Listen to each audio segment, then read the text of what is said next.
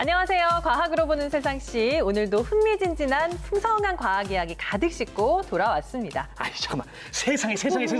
웬일이니 여러분 그거 아세요? 뭐요? 수능 시험이 말이죠. 채 100일도 남지 않았습니다. 수능이 PTSD.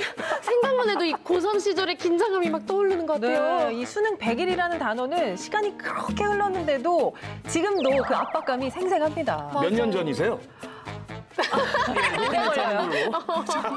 하지만 이럴 때일수록 말이죠. 이제 법을 잘 지키고 법을 잘 적용하면은 뭐 수능 시험 전혀 문제될 게 없습니다. 아니 수능을 앞두고 왜 법이 필요해요? 소빈 씨 그거 잘 모르시나 본데 이 법 중에 가장 똑똑한 법이 뭔지 아세요? 바로 공부법이에요. 예. 공부법? 네. 하긴 나한테 맞는 공부법을 찾으면은 훨씬 더 효율적으로 할 수 있잖아요. 그렇죠. 근데 그 자기한테 맞는 공부법 찾는 게 쉽지가 않죠. 쉽지 않죠. 하지만 오늘 과학으로 보는 세상 씨와 함께 하신다면 다들 나만의 공부법 쉽게 찾으실 수 있을 겁니다. 진짜요? 뇌 시리즈 그 두 번째 시간, 오늘의 주제가 공부 스트레스, 뇌 인지 과학으로 풀다거든요. 오, 저도 되게 솔깃한 주제지만 예. 이 TV를 보고 계시는 우리 학생분들 그리고 학부모님들이 아주 귀를 쫑긋 세울 만한 주제네요. 자, 더 이상 지체할 시간이 없습니다. 왜냐하면 지금 이 순간에도 우리 수험생들의 시간을 째깍째깍 흐리고 있거든요. 자, 시간 없으니까 빨리 본론으로 들어갑시다.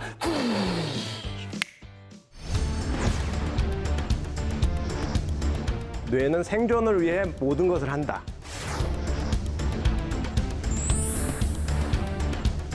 뇌 학습하는 방법은 허술적 학습과 절차적 학습 이렇게 두 가지로 크게는 분류할 수 있습니다. 뇌는 평생 발달한다고 생각하시면 될 것 같아요.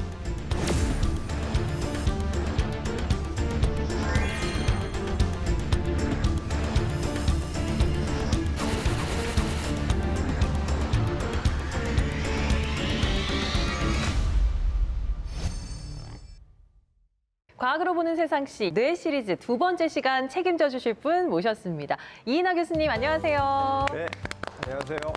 서울대학교 뇌인지과학과 교수 이인하라고 합니다.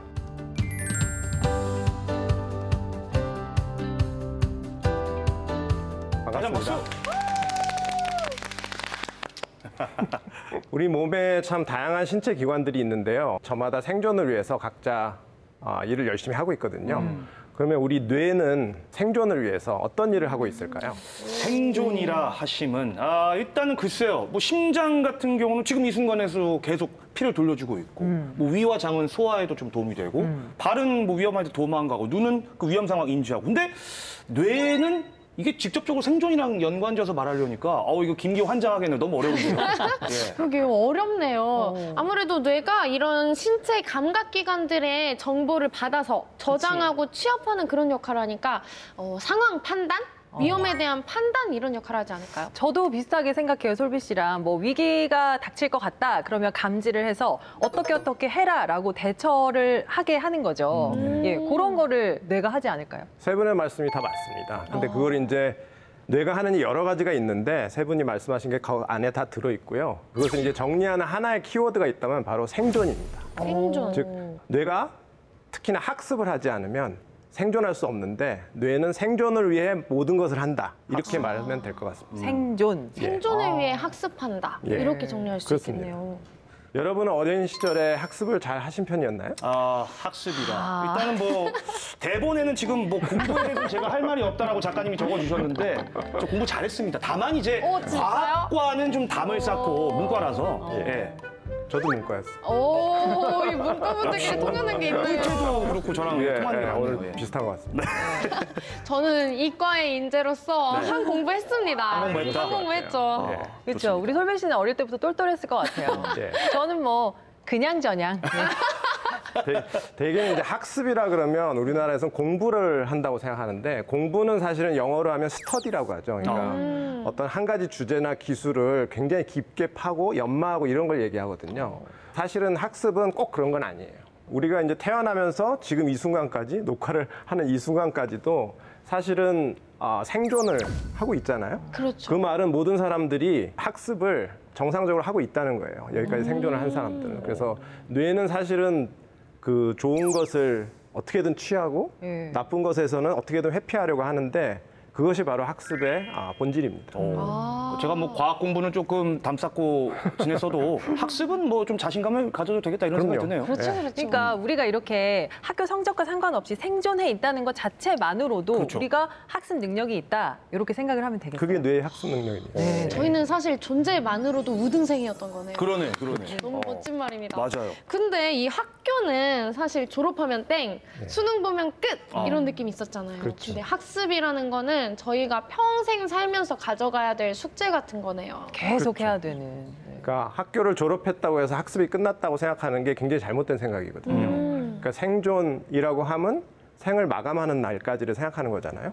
그래서 생존해서 생을 마감하는 날까지 정말 많은 위험을 피해야 되고 정말 좋은 것들을 취해야 되는데 뇌는 그것을 계속해서 가능하게 해주는 그런 일을 하고 있는 거기 때문에 우등생이었다고가 아니고 지금도 우등생이신 겁니다. 이다. 와. 진해령. 예. 예. 그러면은 저희가 태어나서 가장 처음 학습하게 되는 건 뭘까요? 엄마. 태어나는 순간부터 이 세상에 대해서 많은 이게 처음 태어나는 아기는 사실 이 세상에 대해서 아는 게 없잖아요. 그렇죠. 그래서 자기를 보호해 줄 사람이 누군지 그런 것들을 알게 되고 이 세상에서 보고 느끼고 냄새나고 이런 것들은 뭔지 세상에 대한 어떤 모델을 형성한다고 하거든요. 그것들을 먼저 해서 이 세상은 이렇게 생겼구나 하고 기본적인 것들을 학습하게 되죠. 예. 사실은 우리가 뭐가 좋은지를 알려면 경험을 해봐야 되잖아요. 네. 그렇죠. 저기 맛집이 있다. 그것도 가봐야 알고 어딘가에서 저게 맛집이라고 학습을 했기 때문에 아는 거기 때문에 이제 좋은 걸 취하는 얘가 되겠고 해로운 걸 피하는 얘는 사실은 우리가 어떤 갈림길에서 이쪽으로 갔었더니 안 좋았었어 하는 기억이 있거나 누군가한테 들었거나 SNS에서 누군가의 평을 받거나 하면은 네. 선택을 할 수 있겠죠. 그렇죠. 그래서 사실은 자기가 학습한 게 없으면은 아무것도 선택을 할 수 없고 가만히 있어야 되는 그런 상태가 되겠죠. 그게 학습의 본질입니다. 그리고 뇌의 학습이 생존에 중요한 이유 중에 하나는 여러분이 뭔가를 먹고 갑자기 배탈이 나가지고 계속 화장실을 들락거리는 상황을 생각해 보시면은 그때 무슨 생각이 나냐면은 내가 뭘 먹었지? 점심 때 뭘 먹었지? 아침에 뭘 먹었지? 적당히 하면서 먹어야겠다. 뭔가 특별하게 그날 먹은 것을 떠올리려고 애를 쓰는데 네. 그래서 자기한테 해가 될 일이 나중에 발생할 수도 있어요. 그렇기 때문에 이런 기억은 대부분 이제 해마가 담당하는데 모든 걸 기록해 놓지 않으면 뒤질 수가 없습니다. 그래서 이런 기억을 이제 일화 기억이라고 하고 에피소딩 메모리라고 하고 또 이제 회상이라고 하는 것은 여러분 동창회 가거나 막 그런 옛날 얘기하면서 수다 떨고 막 이러는 것도 네. 지금 벌어지지는 않지만 옛날에 벌어졌던 일을 이렇게 꺼내서 기억하는 걸 회상이라고 하는데 이것도 이제 해마가 담당하는 기억 중에 하나고요. 군대에서 축구했던 얘기 뭐. 그렇죠. 그러니까 그걸 아주 약간 각색해가지고 아주 아우 장난 아니죠. 거의 뭐 예. 혼자서 열심히 넣고 6.25 참전용사 수준. 그렇죠. 거의 손흥민 수준으로 한 그렇죠. 것으로 이렇게 예. 하는데 그건 또 회상이고 이 재인이라는 기억의 패턴은 사실은 우리가 공항에 가서 누구를 보고 여기야 이렇게 하고 알아봐야 되잖아요. 일단 사람과 인터랙션을 하려면 알아봐야 되는데 그런 것도 전부 뇌의 기능이고 그러면 제가 지금까지 말한 얘들이 전부 다 안 된다고 생각해 보세요.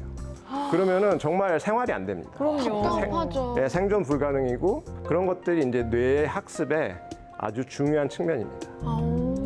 그러면 들어보니까 결국 저희는 살아남기 위해서 다양한 경험들을 기억으로 저장한다라고 할 수 있는 것 같아요. 그렇죠. 그러면 이런 과정들이 정말 우리가 적응하고 생존하는 데 도움이 될까요? 그럼요. 적응하고 생존하는데 뇌가 필요한 이유는 이 환경이 굉장히 계속 변화하기 때문이에요. 새로운 사람이 나타나고 저도 여러분한테 새로운 사람이잖아요. 그렇죠. 저 사람한테 어떻게 해야 되는 거지?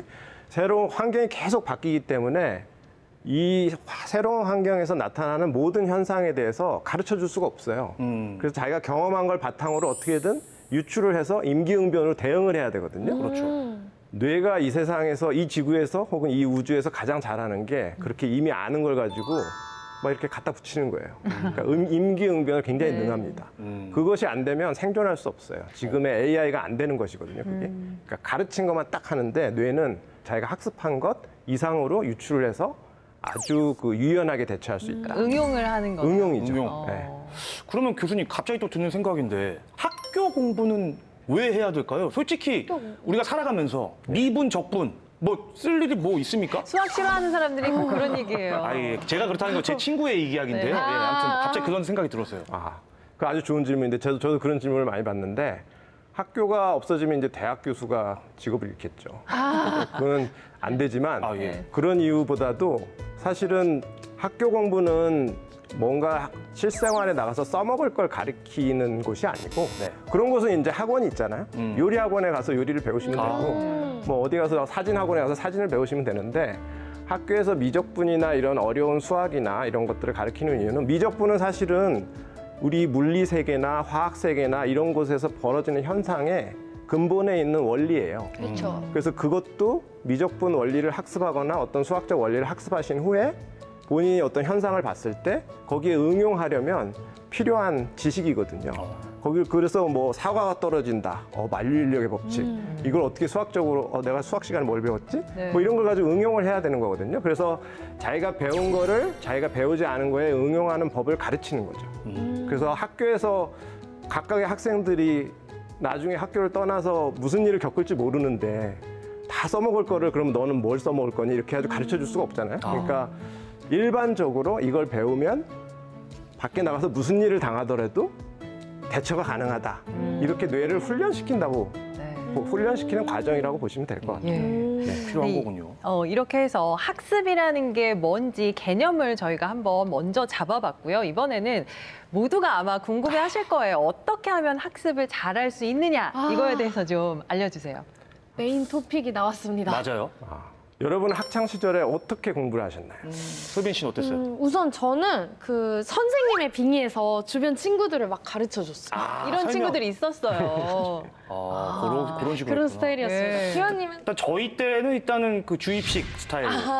닥치는 대로 다 때려서 외웠죠. 저도 그 세대입니다. 네, 그리고 이제 벼락치기 했고요. 네, 그런 거 좀 많이 했고. 저랑 같은 저는 좀 반복해서 뭔가를 계속 약간 외웠던 것 같아요. 반복 학습. 예, 반복 학습을 좀 했죠. 예. 그래서 다양한 이제 나름대로의 공부법을 가지고 있는데 사실 뇌 학습하는 방법은 크게 두 가지로 나누면은 이제 서술적 학습과 절차적 학습 이렇게 두 가지로 크게는 분류할 수 있습니다. 그러니까 여러분이 어떤 공부법을 저한테 말씀하시면 제가 그 둘 중에 하나로 분류를 할 수가 있어요. 절차적 학습이라고 부르는 이유는 절차라는 게 순서를 얘기하는 거거든요. 그렇죠. 그러니까 여러분이 차 문을 연다. 생각해 보시면 차 문이 보이면 근육을 어떤 식으로 움직여서 이렇게 열잖아요. 근데 차 문도 굉장히 다양한 문이 있습니다. 네, 근데 여러분이 거의 의식하지 않고 이건 어떤 문이네 하고 의식하고 열지 않아요. 딴 생각하고 열고 그래서 그 자기의 몸이 근육이 어떤 방식으로 특정한 순서를 따라 움직이는 걸 배우는 거예요. 그러니까 몸이 기억하는 몸이 기억하고 그래서 이거를 근육 기억이라고도 하고 순서 기억이라고도 하고 습관 기억이라고도 하는데 이 기억의 특징은 한 번 배우면 무의식적으로 할 수 있다. 무의식적으로 할 수 있고 그래서 자기가 의식하고 있지 않는데 뭔가 학습된 행동을 하고 있다고 하면 그게 절차적 기억이라고 보면 되고 이게 뭐 자전거 타기나 이런 것들 네. 그런 것들이 있고 한 번 기억하면 사실 상당히 오랜 시간이 지나서 다시 하시더라도 다시 생각이 나는 게 절차적 뭐 학습의 그런 특징입니다. 건 것 같아요. 어릴 때 수영 같은 거 배우면 맞아요. 한동안 안 해도 어른 돼서도 금방 또 이렇게 하는 겁니다. 그쵸. 몸이 네. 기억해서. 절차적 학습이 요구되는 과목들이 꽤 있는데요. 예. 대개는 이제 체육, 운동 시간에 하는 체육 같은 거는 뭐 다 거의 절차적 기억이라고 학습이라고 보면 돼요. 절차적 학습의 특징은 무한 반복을 해야 완벽해진다는 건데 여러분 뭐 올림픽 대표 운동선수도 생각해 보시면 알 것 같아요. 거의 무한 반복을 해서 맞아요. 금메달이 벌어지는 그 상황에서는 아무 의식이 없이 할 수 있어야 되거든요. 그러니까 의식이 들어가면 절차적 학습은 망칩니다. 네, 그래서 그런 것들이 있고 또 뭐 음악 시간이나 미술 시간에 하여간 몸을 쓰거나 자기의 성대를 움직이거나 뭐 이런 것들 그리고 산수나 이런 구구단 외우는 거 있잖아요. 네. 그리고 수학을 어떤 공식에 맞춰서 계속 공식에 맞춰서 하는 거 그런 것들이 모두 다 이제 절차적 기억에 해당한다고 생각하면 될 것 같습니다. 그럼 뇌에서도 특정 어느 부위가 이 절차적 학습에 조금 절차적 관여하나요? 학습을 담당하는 영역은 꽤 많이 있는데 그중에 대표를 꼽으라면은 기저핵이라고 여기 보시는 뇌의 중앙 부분에 상당히 깊은 곳에 있습니다. 이 기저핵이라는 부분이 있고 여러분 뒤통수 밑쪽에 있는 소뇌라고 있어요. 소뇌가 근육을 굉장히 정확한 타이밍에 정확한 순서로 움직이게 하는데 상당히 중요합니다. 이게 절차적 학습이고. 예, 절차적 학습에 대해서 얘기해 주셨고 그러면 서술적 학습은 뭐예요? 서술적 학습은 또 완전히 반대라고 생각하시면 될 것 같아요. 그러니까 절차적 학습은 예를 들어서 무의식적으로 할 수 있게 되는 건데 서술적 학습은 반드시 의식적으로 꺼내야만 하고요. 기억이 되면. 그리고 반복이 되지 않는 일을 학습할 때 주로 쓰입니다. 그래서 여러분이 저를 처음 만나가지고 요번에 녹화를 하고 이런 것도 다시 반복될 일이 아니잖아요. 이거 서술적 학습이고 그다음에 이제 법정에서 피고 그날 있었던 일을 말해주세요. 그러면 한 번 본 거를 쫙 이렇게 얘기하죠. 예. 아까 군대에서 축구 얘기하듯이. 예, 그렇죠. 그렇게 얘기하는 것도 사실은 의식적으로 자기의 기억의 내용을 꺼내서 말로 할 수 있잖아요. 근데 절차적 학습은 예를 들어서 자전거 탄 내용을 말로 끄집어서 할 수가 없어요. 그래서 그런 특징이 있고 그 대신 이것은 원샷 메모리라고 하거든요. 한 번 벌어진 일을 빨리 기억하고 그 특징이 있지만 이게 꺼낼 때마다 각색될 확률이 높다. 아까 군대에서 막 거의 손흥민 수준으로 하는 그런 것처럼. 언제는 손흥민이고 언제는 그래서 이강인이고. 각색을 해서 동창회에서 한번 각색을 해서 집어넣으면 나중에는 이제 그게 진짜 기억처럼 이제 믿게 되는. 맞아요. 그래서 왜곡 현상이 상당히 심할 수 있다는 게 단점입니다. 그러면 우리가 공부를 할 때요, 어떤 예. 과목의 학습을 할 때는 둘 중에 이제 서술적 학습이 더 많이 쓰이겠죠? 서술적 학습이 쓰이는 영역이 지금의 예를 들어서 뭐 수능이나 이런 데서는 훨씬 많죠. 왜냐하면 여러분도 생각해 보시면 절차적 학습은 무한 반복을 해야 학습이 된다고 그랬잖아요. 네. 서술적 학습은 한 번만 일어나는 걸 학습하는 거잖아요. 그럼 어떤 게 더 빠른 학습법입니까? 아무래도 한 번 보고 기억하는 게 빠른 학습법이잖아요. 그렇죠. 이것은 근데 뇌가 이거는 예를 들어서 서술적 학습의 영역이라고 느껴야 그걸 한 번에 학습하는데 이게 절차적 학습의 영역이라고 느끼면 야, 그거 계속 반복해야 돼. 이렇게 하겠죠? 그러니까 뭐 구구단을 외운다거나 이런 거는 반복을 할 수밖에 없지만 그렇지 않은 영역에서는 어떻게든 서술적 학습으로 만들어가지고 자기가 경험한 것처럼 하면 사실은 원샷으로 기억이 가능하겠죠. 그러면 이론적인 것에 경험이 뒷받침이 되면 그렇죠. 이게 더 잘 새겨지는 거네요. 그렇죠. 그게 뇌의 가장 자연스러운 학습법입니다. 예. 자, 그러면은 아까 절차적 학습에는 이제 기저액이랑 손해가 관장을 한다고 했고 이 서술적 학습에는 뇌의 어느 부위가 좀 관여를 하는 거죠? 서술적 학습은 뭐니 해도 해마입니다. 해마가 사실 여기 보시는 이것도 뇌의 가장 깊은 곳에 있는데 양쪽에 있고 해마는 사실은 해부학적으로 잘라보면은 이게 꼬리가 바다 씨홀스라고 하죠. 네, 바다 속에 있는 그 해마의 꼬리처럼 생겼다고 해서 해마라고 부르는데 그래서 해마. 예. 그래서 이 해마가 사실은 공간 기억, 그러니까 우리의 위치, 여기 대전 KBS는 어디쯤에 있고 대전에서 뭐 이런 위치 기억이라든지 그 공간에서 벌어진 일을 기억하는 거, 일화 기억이라고 아까 했죠. 그 다음에 그 기억을 토대로 상상하는 거. 앞으로 무슨 일이 벌어질 거야, 이 이후에는 무슨 일이 벌어질 거야 하는 것도 전부 다 해마의 능력이고요. 그 다음에 그걸 바탕으로 자기의 경험을 바탕으로 뭔가를 결정하고 행동하는 것도 다 해마의 기능이라고 보면 되겠습니다. 야, 재밌네요. 그죠? 이거를 제가 공부했을 때로 빗대보면은 저는 한 과목을 공부할 때 나무를 보통 그리거든요. 그래서 첫 번째 단원은 이쪽에다가 왼쪽 줄기에다가 이렇게 서술을 해놓고 또 어떤 단원은 이쪽에 해서 나중에 시험 볼 때 그 나무에 있었던 위치를 기억해서 끄집어내요. 그럼 이거는 해마의 역할이었겠네요. 그 해마를 쓰시는 거예요. 그거 실제로 암기를 굉장히 잘하는 사람들이 쓰는 기억술입니다. 고문적으로 쓰고 있었어요. 자기가 잘 아는 공간에 기억해야 될 것을 이렇게 담는 그런 것들을 합니다. 실제로.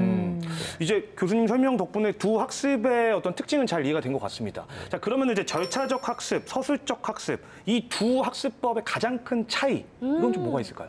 절차적 학습과 서술적 학습이 완전히 이 분리돼서. 칼로 딱 베듯이 이렇게 나눠지는 것은 아니고요. 서술적 학습은 절차적 학습과 달리 한 번만 일어나는 걸 학습하기 위해 뇌가 어떤 영역들을 할당한 것이고 예. 절차적 학습은 저희가 똑같은 녹화를 200번을 반복한다고 생각해 보세요.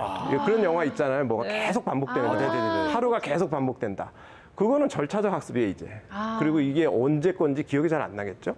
그래서 서술적 학습이 한 번만 처음 볼 때는 예를 들어서 자전거를 처음 타는 날 처음 그 순간은 서술적 학습인데 그쵸. 계속 하니까 이게 절차적 학습이 되는 거죠. 그렇게 되는 그래서 서로 그렇게 왔다 갔다 하는 거라고 보시면 되겠습니다. 딱 떼놓고 볼 수는 없는 그렇습니다. 거네요. 예. 이게 각각 들었을 때는 두 공부법이 개별인 줄 알았는데 아닙니다. 다시 쫙 들어보니까 서로 영향을 주는 관계네요. 영향을 그러네요. 줍니다. 그러면은 저희가 그런 말 많이 하잖아요. 문과적인 뇌, 이과적인 뇌. 맞아요. 이게 선천적으로 좀 나눠져 있는 건가요?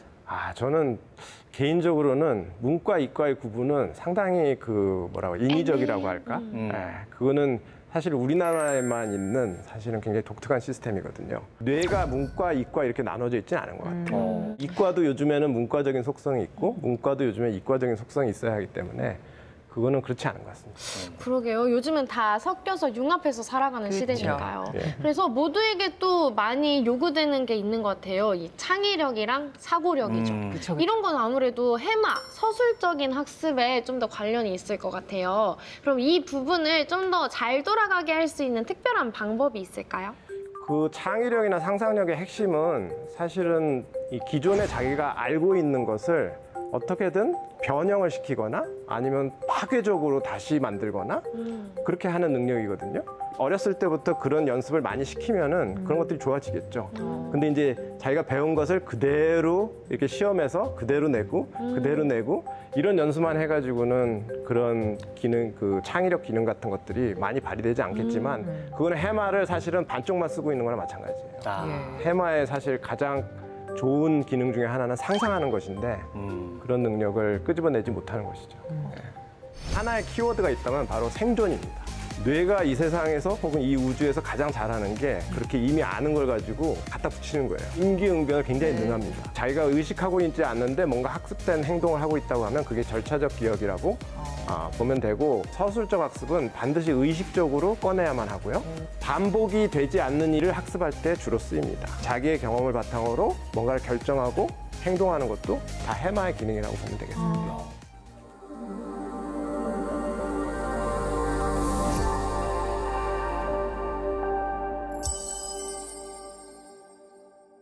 자, 그러면 이제 우리 뇌 안을 좀 생물학적으로 들여다봤으면 하는데 네. 우리 뇌 안에 신경세포라고 부르는, 신경세포를 특별히 뉴런이라고 부르거든요. 네. 이런. 뉴런이 몇 개나 있을까요? 한번 생각해 보시죠. 엄청 많겠죠. 사실 감이 잘 안 와요. 그러게요. 뭐 예. 세보질 않아가지고. 예. 대충 몇백, 100억? 이 정도 되지 않을까요? 저도 세본 적은 없는데 네. 사람들이 이제 추정하는 방법이 있거든요. 추정을 해본 결과 많게는 1000억 개까지 뉴런이 있다고 합니다. 와. 대박이다. 상상을 하시면은 1000억 개의 어떤, 여러분 그 스마트폰 쓰실 때 통신망이 필요하잖아요. 예. 통신망을 받치고 있는 어떤 통신망이 1000억 개의 어떤 안테나 같은 것들로 서로 연결돼 있다고 생각하시면 될 것 같아요. 우리나라 통신망 같은 거 보시면 막 그물처럼 돼 있잖아요. 네. 그렇게 돼 있다고 생각하시면 될 것 같습니다. 그러면 이 통신망이랑 신경망에도 좀 차이가 있을까요? 통신망과 신경망은 상당히 비슷한 점이 많거든요. 비슷한 점이 많은데 가장 큰 차이라고 한다면 통신망은 이제 전기 케이블로 직접 다 연결이 되거나 혹은 무선으로 통신을 하지만 뇌는 사실은 마지막에 통신이 이루어지는 거는 화학 물질을 분비해서 화학적인 통신이 이루어지거든요. 그래서 그 부분이 좀 다른 점입니다. 그럼 그 뉴런들이 이제 결국엔 또 뉴런들끼리 연결이 돼 있을 거 아닙니까? 그렇습니다. 그러니까 뉴런과 뉴런이 서로 연결된 부분을 이제 시냅스라고 부르는데 시냅스. 하나의 뉴런이 1000개 정도의 시냅스를 가지고 있는데 지금 1000억 개의 뉴런이 있으니까 하나의 뉴런이 1000개니까 사실은 모든 뉴런이 모든 뉴런과 연결돼 있지는 않지만 네. 대충 어림잡아보면 조 단위의 시냅스가 있다고 보면 됩니다. 정말 셀 수도 없겠네요. 할 수 없죠. 네. 그럼 그렇게 많은 시냅스가 어떤 역할을 하는 거예요? 시냅스에서 분비되는 화학 물질이 자기가 학습을 해야 되는 상황에서는 상당히 많이 분비되고 그 시냅스를 이제 강화됐다고 얘기하거든요. 그리고 어떤 시냅스는 화학 물질을 많이 분비해서는 안 돼요. 학습의 특성상 그런 경우 약화됐다고 하는데, 이렇게 시냅스에서 강화와 약화가 적절하게 이루어져야 학습이 굉장히 정교하게 이루어진다고 할 수 있습니다. 그리고 이제 시냅스에서 그렇게 화학적인 관계 설정이 이루어진 다음에 그게 얼마나 오랫동안 지속되느냐가 상당히 중요한데 예. 그걸 아까 말씀드렸듯이 반복을 하지 않거나 혹은 한 번만 일어나더라도 예를 들어서 PTSD 같은 거 있죠. 그래서 굉장히 트라우매틱하거나 아니면은 중요한 일은 한 번만 벌어져도 시냅스가 강화돼가지고 그래. 평생 그대로 남아있는데 그런 걸 이제 장기 강화라고 하고, 그래서 단기 강화된 시냅스를 장기 강화된 시냅스로 만들어야 이제 오래 기억하는 것이죠. 예. 저희가 뇌의 구조와 역할에 대해서 다양한 이야기 나누고 있는데요. 교수님께서 생각하시기에 뇌의 학습과 관련해서 중요하다고 하는 뇌의 구조가 있을까요? 저는 해마를 전문적으로 연구하기 때문에 해마. 당연 해마라고 할 수 있습니다. 오, 해마. 학습의 시작과 끝은 해마다. 항상 제가 그렇게 얘기하고 다니거든요.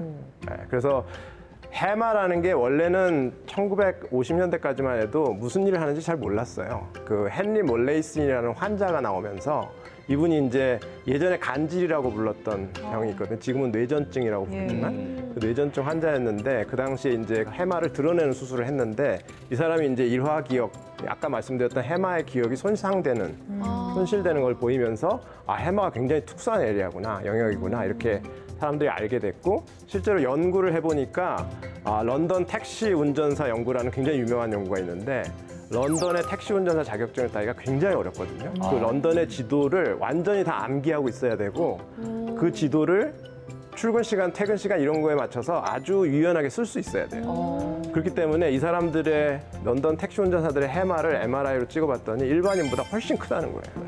그러니까 자주 운동을 하면은 자주 쓰는 근육이 발달하는 것처럼 똑같아요. 뇌도 그러네. 특정 부위를 많이 쓰면은 발달하게 맞습니다. 되는 거네요. 예. 그러면 이쯤에서 저희가 각자의 호기심을 풀어볼 시간을 좀 가져볼까요? 좋습니다. 예. 먼저 제가 한번 질문을 해보죠. 좋아요. 너무 궁금해서 아까부터 물어보고 싶었는데 네. 저는 사실 공부할 때 밤낮 없이 공부하는 스타일이거든요. 근데 꼭 그런 친구들이 있어요. 같이 놀았는데 혼자서 성적이 막 좋아요. 혼자서 막 잘 거 다 자고 먹을 거 다 먹었는데 있어요. 점수도 잘 나오는 그런 친구들이 있더라고요. 그 사람이 바로 접니다.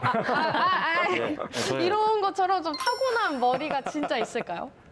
그게 많이들 오해하시는 부분인 것 같은데 예를 들어서 저한테 어떤 아기가 태어났는데 이 뇌를 보고 이 아이는 공부를 잘할 아이인지 앞으로 못할 아이인지 과학적으로 알려달라고 하면 그건 알 수가 없습니다.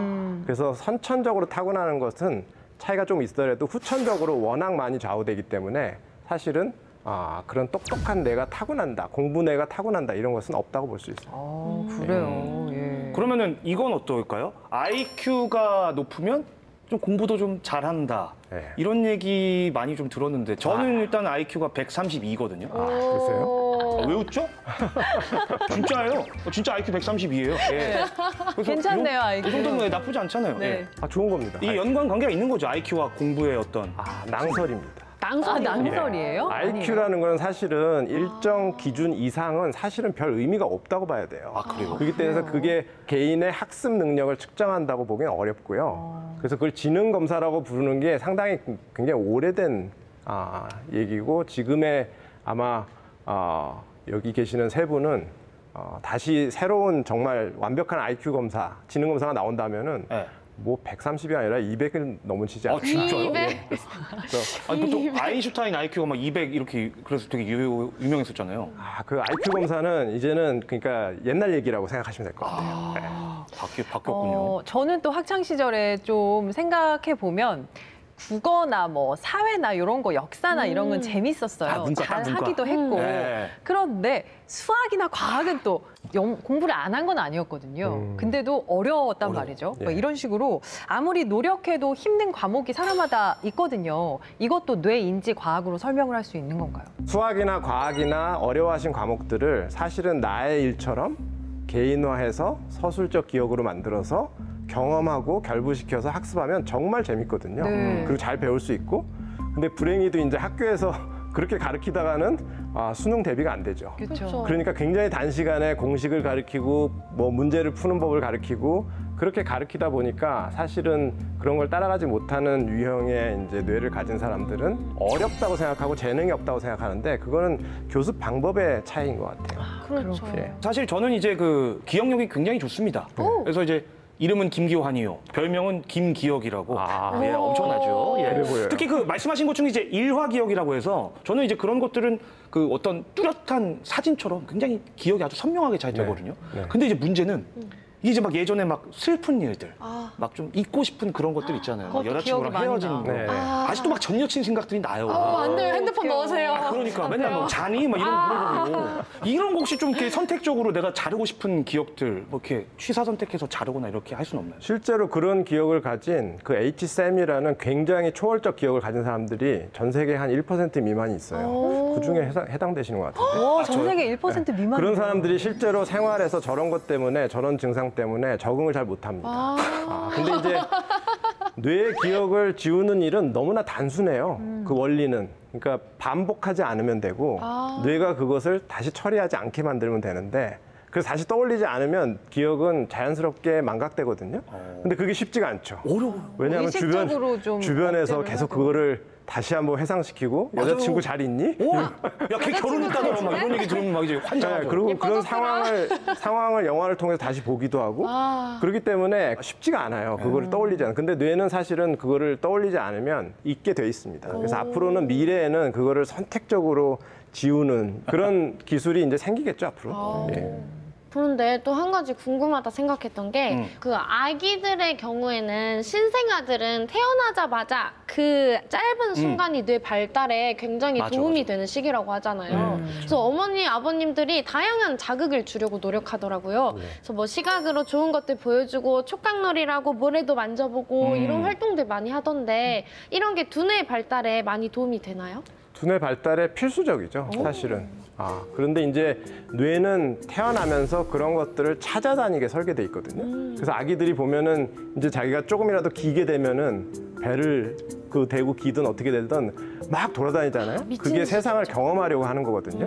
그래서 일반적인 환경이면은 뇌는 굉장히 많이 탐험을 하고 모험을 하면서 그거를 받아들이기 때문에 굳이 뭐 이렇게 비싼 걸 사다가 경험해주고 그러지 않아도 사실은 자연적인 상황에서도 그런 학습을 한다고 보시면 됩니다.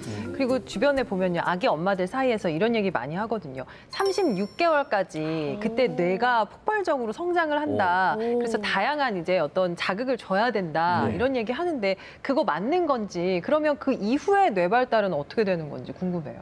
그건 맞는 말이기도 하지만 절반만 맞는 말인 것 같아요. 그러니까 뇌는 평생 발달한다고 생각하시면 될 것 같아요. 그러니까 무덤에 가는 순간까지 발달한다. 그리고 사실은 이 뇌의 가장 중요한 기능을 하는 전전두엽이라고 전전두 피질은 청소년기까지도 발달이 덜 돼 있어요. 그렇기 때문에 뇌의 부위에 따라서 상당히 발달하는 시간대가 다르고 그다음에 발달한다는 게 사실은 신생아가 나오면은 아까 말했던 시냅스 있죠? 네. 이게 정말 손질 안 된 정원처럼 정말 무성하게 모두가 모두에게 연결돼서 나옵니다.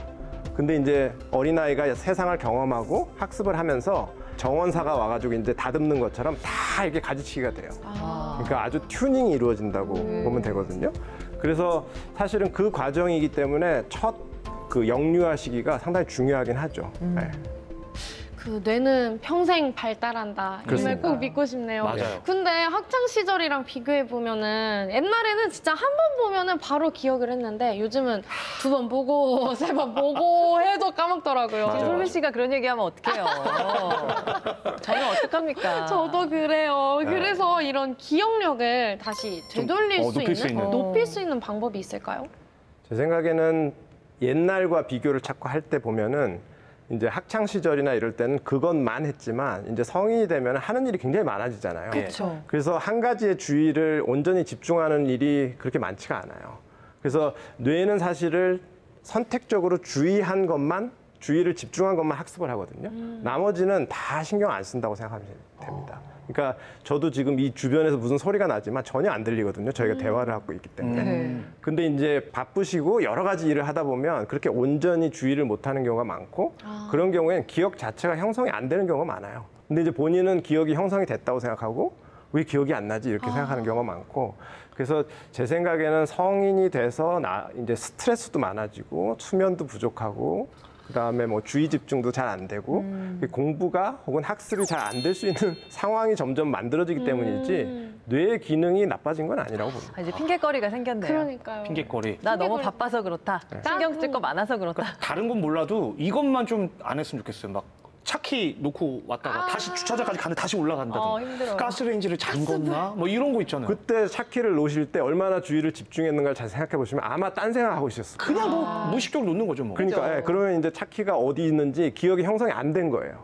근데 본인은 이제 차키를 기억을 형성했는데 왜 기억이 안 나지 막 이렇게 생각하는 거죠. 예. 그럼 이번에는 제가 이제 한번 질문을 드려보면은 예. 우리 학습 능력에 영향을 주는 다양한 요소가 있는데 어떤 게 있을까요?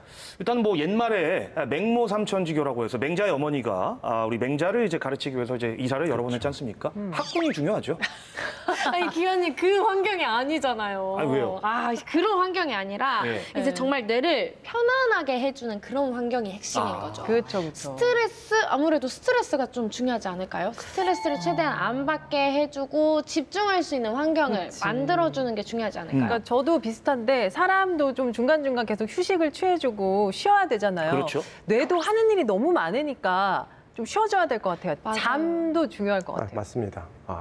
학군도 무시할 수는 없지만 지금 그 스트레스와 잠이 상당히 중요한데 사실 스트레스는 약간 오해가 있어요. 그러니까 스트레스가 무조건 나쁜 것이라고 생각하는데 스트레스가 있는 상황에서 사실 학습한 것을 훨씬 더 뇌는 잘 기억합니다. 왜냐하면 스트레스가 있다는 거는 자기의 생존에 곧 문제가 있을 수도 있다고 뇌가 위협을 느끼는 상황이기 때문에 학습한 걸 더 잘 기억하는데 문제는 이제 스트레스가 너무 오래되는 경우에 그런 경우에 좀 문제가 되고요. 그다음에 잠은 사실은 굉장히 중요한데 네. 그 하루에 자기가 학습한 것이 나중에 자는 동안 어느 정도 가지치기가 돼가지고 학습이 장기 기억으로 넘어가는데 상당히 중요한 스테이지이기 때문에 잠을 안 자고 계속 뭔가를 벼락치기를 하고 이러는 거는 사실은 단기 기억을 잔뜩 행성했다가 그대로 다 그냥 쓰레기통에 버리는 거하고 똑같은 거예요. 그다음에 이제 수험생들한테는 네. 이 뇌가 학습을 잘 하려면은 이 맥락적인 학습이 상당히 중요하거든요. 맥락. 그래서 뇌는 특히 해마는 특정한 맥락에서 학습한 것은 그 맥락에 가야만 잘하는 경우가 많아요. 그러니까 독서실에서 구석에서 조용한 곳에서 학습을 해버릇하고 모의고사도 거기서는 항상 만점이 나왔는데 그 상황에서만 공부를 했던 사람들은 사실은 고사장이나 이런 데 어수선한 데 가면은 시험을 망치는 경우가 많습니다. 환경이 달라지면. 그렇죠. 그러니까 올림픽 그 선수들처럼 그 자기가 시험을 볼 상황, 네. 기억을 꺼내야 될 상황에 맞게 훈련을 하는 게 되게 중요해요. 그래서 비슷한 환경을 조성해 놓고 이제 양궁 선수들도 맞습니다. 그 시끄러운 소리를 일부러 내고 한다고 하잖아요. 그래서 맥락적으로 그 본인이 학습한 거를 발휘해야 되는 순간과 맞춰서 공부를 하는 게 상당히 중요하고요. 그다음에 아까 말씀드렸듯이 주의 집중이 상당히 중요하고 뇌는 주의 집중하지 않는 거는 장기 기억으로 넘기질 않는다. 최근에 이제 메타인지 이런 거 들어보셨을 거예요. 메타인지. 메타인지라는 게 학습이 잘 이루어지고 있는지 뇌에서 상위 기관이 너 지금 잘하고 있니? 그렇게 하는 거 아닌 것 같은데 이거 지금 그 자고 일어나면 다 날아갈 것 같은데 다르게 해봐. 뭔가 이렇게 계속 자기의 학습을 모니터링하면서 개선해야 될 거를 자꾸 얘기해주고 그러니까 자기가 자기를 내려다보는 그래서 이제 메타라고 부르는데 메타인지 같은 것도 본인의 학습이 잘 되고 있는지 그런 것들을 생각해 볼 필요가 있고 또 이제 지금의 AI하고 차별되는 뇌의 학습법 중에 가장 큰 특징은 자기가 보지 않은 게 나와도 자기가 학습한 걸 바탕으로 유추해서 풀 수 있다는 전제가 있기 때문에 그런 문제가 나온 거잖아요. 그래서 경험에 기반해서 애매한 게 나오더라도 추론하는 그런 게 사실은 뇌의 학습의 정수 중에 하나입니다. 그래서 그런 연습을 자주 해야 되겠죠. 그러니까 아는 것만 풀면 기분은 좋지만 사실은 시험 보는데 별로 도움이 안 되는 맞아요. 그런 거라고 볼 수 있겠고 그거는 이제 정상적인 학습을 할 때 얘기고 학습을 방해하는 요소 중에 이제 병적인 요소가 있어요. 치매 이런 거 들어보셨죠? 여러분이 잘 많이 들어보셨을 치매 증상은 대부분은 이제 알츠하이머 병 치매인데 그게 해마를 먼저 손상시킵니다. 그래서 해마의 기능이라고 제가 시켜드린 오늘 모든 기능이 알츠하이머 병에 걸리면 이제 마비가 되고 그럼 생활이 안 되겠죠? 그렇게 되고 사실은 뭐 기저핵, 절차적 기억 이런 건 이제 파킨슨 병 걸리면은 거기가 망가지고 또 스트레스, 뭐 알코올, 마약, 중독 이런 것들이 전부 뇌 세포도 생물학적 기관이기 때문에 그런 것들을 망가뜨려요. 그러면 이제 학습이 안 된다고 보면 되겠죠. 그래서 치매 환자들이 최근의 기억부터 점점 잃어가는 그렇습니다. 게 해마 맞습니다. 때문이었네요. 그리고 새로운 기억이 형성이 안 돼요. 학습도 결국에는 이 규칙적인 생활 그리고 자기 관리가 함께 균형을 맞춰야지 효율이 높아진다는 거를 오늘 아주 제대로 알고 가네요. 맞아요. 갑자기 또 불현듯 약간 엉뚱한 질문일 수도 있는데 저희가 이제 보통 헬스 가면 네. PT 받잖아요. 네. 뭐 가슴, 월요일은 가슴, 뭐 네. 아래 화요일은 하체. 어깨, 부위별로. 부위별로. 뇌도 약간 자 오늘 뭐 손지와 강소빈 의원님 자 오늘은 저 전두엽 쪽 단련하실게요. 예. 그리고 뭐 해마 쪽 화요일은 뭐 해마 쪽 벌크업 좀 하실게요. 이런 식으로 좀 뭔가 따로 할 수 있지 않을까라는. 그렇게 돼야 되겠죠. 근데 지금 이제 뇌인지 과학 혹은 뇌과학이 역사가 그렇게 길지 않아요. 그렇기 때문에 뇌도 영역들, 뭐 부위라고 할 수도 있고 네. 부위별로 하는 기능들이 다 다른데 정확히 거기를 강화시키면 어떤 기능을 하는지 아주 정확히 네. 뭐 이두박근, 삼두박근처럼 그렇게 알고 있지 못합니다. 그래서 그것이 만약에 완전히 과학적으로 알려진다면 그리고 그것을 어떻게 좋게 만드는지 기술을 알고 있다면 아마 그 체육관이 생기겠죠. 뇌체육관이 생겨서 뇌체육관. 해마가 약해서 저는 좀 해마를 좀 강화시켜 주세요. 그렇게 뇌피. 할 날이 올 거라고 믿습니다. 오, 네. 좋습니다. 뇌는 아직까지도 약간의 신비를 우리에게 보여주고 있습니다. 그러니까요. 예, 우리의 인체 이렇게 아직도 풀리지 않은 신비들로 가득한데요. 뇌 영역이 특히 그런 것 같습니다. 현재 교수님께서 보셨을 때 아직도 풀리지 않은 숙제다 하는 부분이 있다면 뭘까요? 학습과 관련해서는 각각의 뇌 영역들은 무슨 일을 하는지, 그리고 서로는 어떤 교신을 하는지, 그리고 그 많은 시냅스에는 어떻게 정보가 코딩이 되는지, 그걸 우리가 읽어내고 싶으면 어떻게 읽어내야 되는지, 아주 해결해야 될 게 너무 많은데요. 네. 사실은 이제 조금씩 앞으로 나가고 있습니다. 그래서 미래에는 아주 많이 알게 되지 않을까 그렇게 생각합니다. 근데 이 뇌 각 영역이 이렇게 트레이닝을 할수록 크기가 커진다고 하셨잖아요. 네. 그럼 한쪽만 너무 커지면은 부작용 같은 건 없나요? 그게 뇌 안이 부동산처럼 돼 있어가지고요. 어. 사실 한쪽만 크게 놔두질 않죠. 서로 경쟁하기 때문에 땅 따먹기를 하고 있다고 생각하면 돼요. 그래서 해마가 너무 커지면 그 주변에서 싫어하겠죠. 그러면 그 주변에서 어떻게든 경쟁을 해서 자기네도 이기려고 하고 그래서 절차적 기억 시스템과 서술적 학습 시스템이 서로 경쟁합니다. 그래서 뇌 안에는 엄청난 경쟁이 벌어지고 있다고 생각하면 돼요. 자리 차지하기 경쟁. 그거를 이제 좌지우지하는 게 여러분이죠. 예. 자리 싸움이 아주 치열해요. 치열합니다. 그럼 한쪽이 커지면은 그만큼 다른 쪽은 땅을 뺏기는 건가요? 그럼요. 피아니스트의 이제 운동 영역 같은 데를 보면 손가락을 나타내는 영역이 굉장히 커지고 정교하게 돼 있어요. 그러면 이제 누군가는 땅을 내줬겠죠? 그렇게 생각하시면 될 것 같습니다. 그러면은 어느 정도 또 균형을 맞춰서 발달하는 게 좋긴 하겠네요. 그래서 이제 시는 공평하다는 얘기가 나와요. 하나를 잘하는 사람은 하나를 못하게 돼 있어요. 시는 공평하다. 그것도 과학적으로 근거가 있는 그럼요. 거군요. 네. 지금 보니까 현재 뇌인지 과학 분야가 굉장히 빠르게 발전하고 있는 것 네. 같아요. 그럼 그 선두를 달리고 있는 우리 교수님께서는 앞으로 어떤 방향으로 나아가야 한다 생각하시나요? 학습을 좀 더 빠르고 효율적이고, 그러니까 예를 들어서 일주일이면 할 거를 하루 만에 할 수 있는 그런 자연스러운 방법이 있다면 지금 그런 것들을 많이 연구하고 있거든요. 그러니까 뇌와 기계 혹은 뇌와 컴퓨터가 어떻게 접속을 해가지고 뇌는 컴퓨터를 도와주고 컴퓨터는 뇌를 도와주고 이런 것들을 뭐 미국의 일론 머스크라든지 이런 사람들이 만든 뉴럴링크라는 그룹도 하고 있고, 그래서 과학자들이 그런 것들을 많이 연구하고 있기 때문에 도움을 받을 수 있을 것 같고, 더 이제 도움이 필요한 부분은 장애인들, 뇌가 다친 사람이거나 혹은 질병이 있는 사람들, 뭐 치매 환자들이 정상적인 뇌 기능을 발휘하기 위한 그런 기술들이 앞으로 나오면 이제 사람들이 어떤 뭐 우울증, 정신병 이런 것도 많이 있잖아요. 그거 다 네. 뇌의 문제이기 때문에 너무 고통스러워하고 그렇게 살아가는 게 좀 없어지겠죠. 오늘 저는 공부를 막 해야 되는 수험생이 아님에도 불구하고 너무 흥미로웠습니다. 그러니까요. 그럼에도 이 질문은 꼭 드려야 될 것 같습니다. 왜냐하면 수능이 이제 얼마 남지 않았기 때문에. 네. 그렇죠. 수능 그리고 뭐 수능 말고도 이제 중요한 시험을 앞둔 분들이 아마 지금 저희 방송 당연하죠. 많이 보고 그렇죠. 계실 텐데 네. 교수님만의 좀 공부 비법 이건 이런 적어야 거 좀 돼. 알려주시죠. 노하우. 제 생각에는 주의 집중. 이게 제일 중요한 것 같아요. 그러니까 10분을 하더라도 주의 집중을 해서 10분을 한 거하고 전혀 주의가 굉장히 산만한 상태에서 1시간을 한 거는 10분을 한 게 훨씬 더 효과가, 그러니까 뇌가 학습을 하는데 효과가 있다고 보고요. 아까 말씀드렸듯이 이제 시험을 보셔야 하는 분들은 어떤 기억이 어떤 시간과 공간에 딱 묶여 있는 그런 거는 좋지 않아요. 그래서 그런 맥락적인 학습을 하는 거는 그렇게 좋지 않고 반대로 탈맥락적인 학습을 해야죠. 그러니까 어디서 보더라도 자기가 잘 할 수 있게.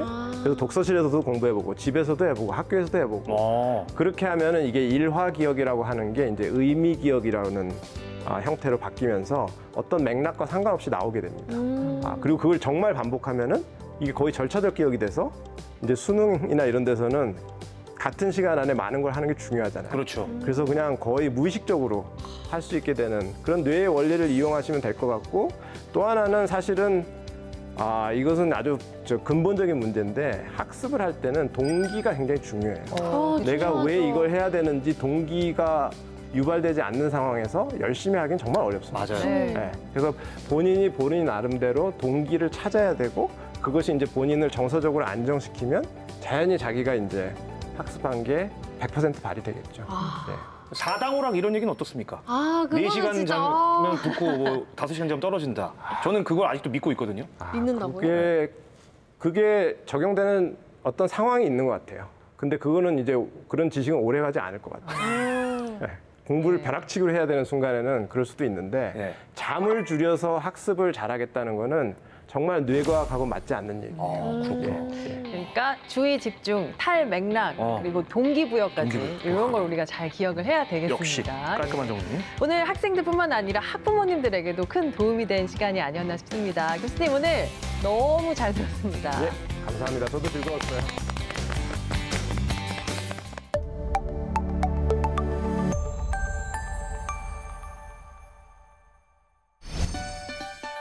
네, 오늘 공부 스트레스, 뇌 인지 과학으로 풀다를 주제로 함께 했습니다. 두 분 어땠어요, 오늘?